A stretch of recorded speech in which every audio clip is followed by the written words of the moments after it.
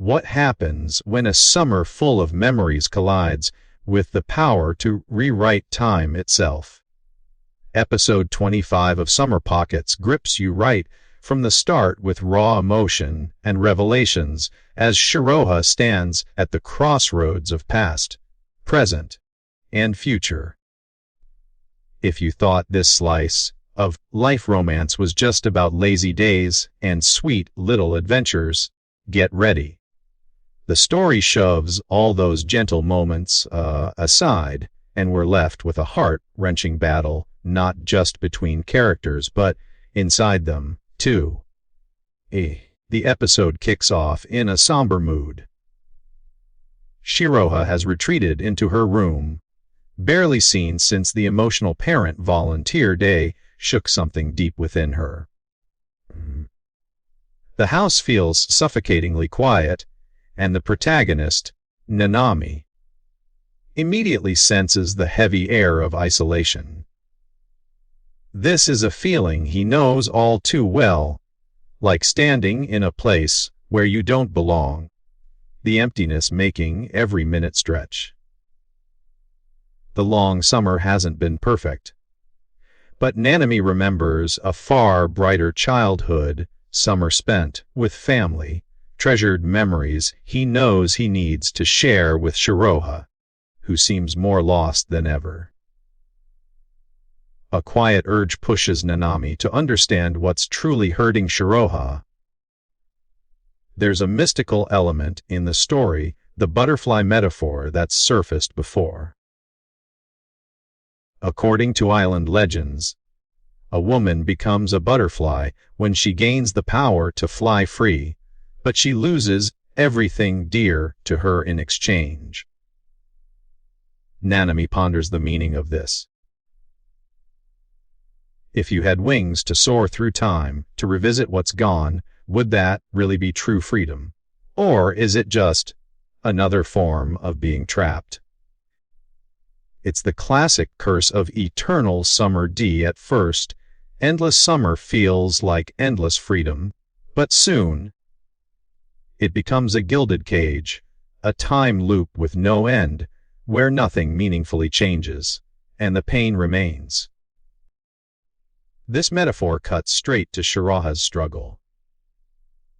She's mourning her father, lost and gone.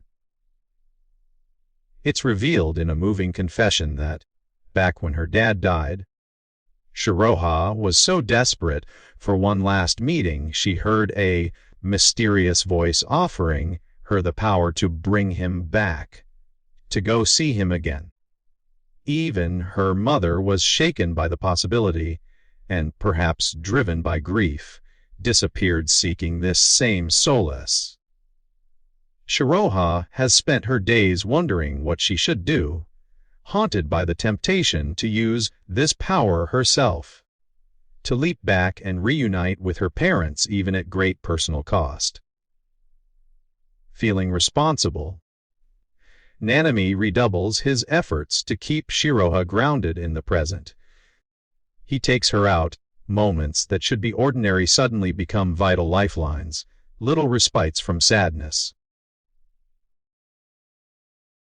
They visit the festival, buying snacks with her grandpa's money, and, for a brief moment, she brightens. Nanami clings to the hope that these shared moments will be enough to hold her back from using her power and sealing her future off forever. In a way, Nanami feels that if, after all his endless summers, he can save Shiroha, it would make his own journey worthwhile. But their happiness is fragile.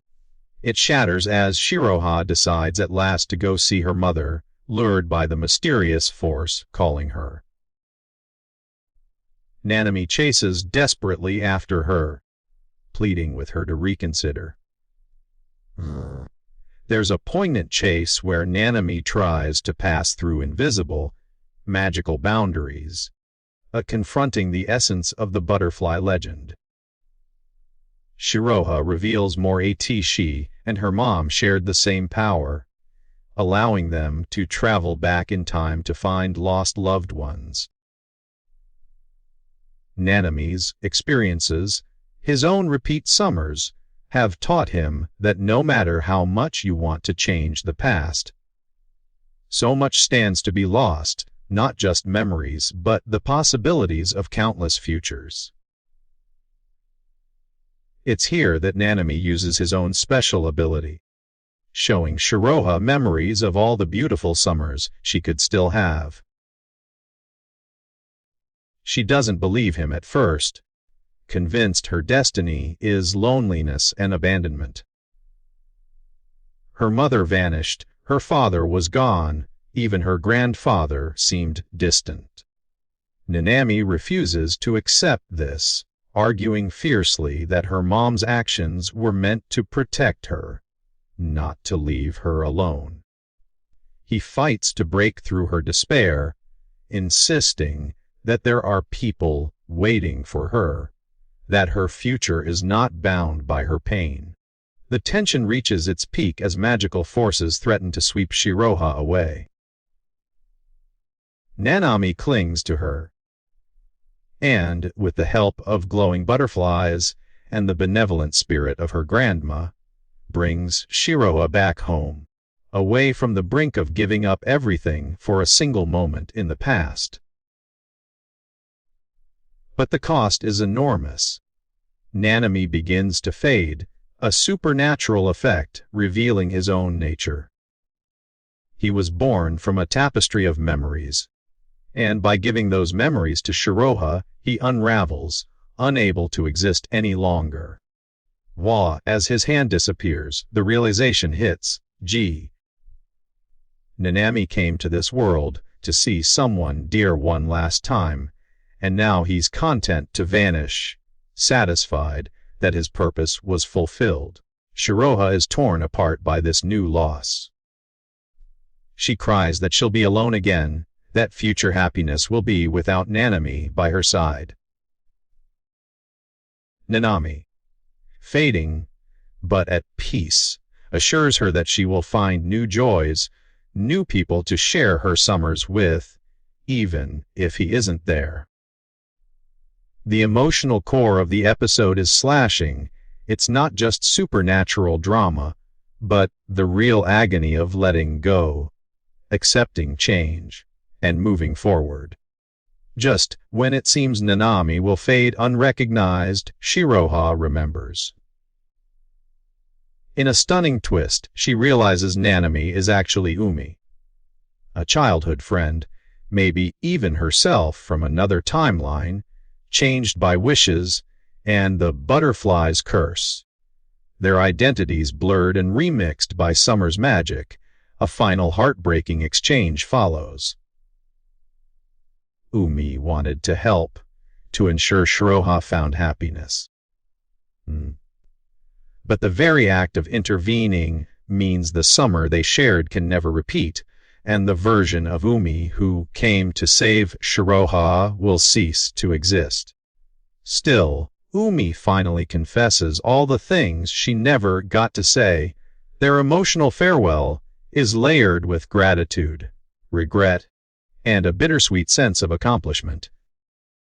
The episode ends not with a miracle restoration, but with acceptance.